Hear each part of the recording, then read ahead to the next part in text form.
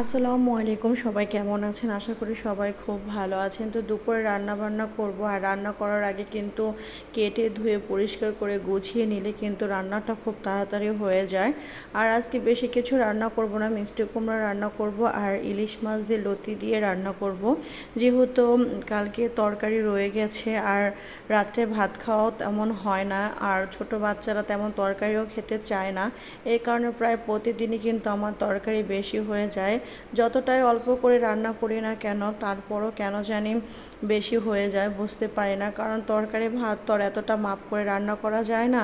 তো সবাই কিন্তু অবশ্যই আমার ইউটিউব চ্যানেল সাবস্ক্রাইব করবেন এবং আমাদের জন্য অবশ্যই দোয়া করবেন, লাইক করবেন, আর অবশ্যই কিন্তু একটা কমেন্ট করে দিবেন। আর যেহেতু আমি নতুন ভিডিও করতেছি আর নতুন ইউটিউবার, অতএব আমাকে আপনারা সবাই দোয়া করবেন এবং আমার ভিডিওর পাশে থাকবেন এবং আমার দুইটা বাচ্চার জন্য কিন্তু অবশ্যই দোয়া করবেন। আল্লাহ হাফেজ।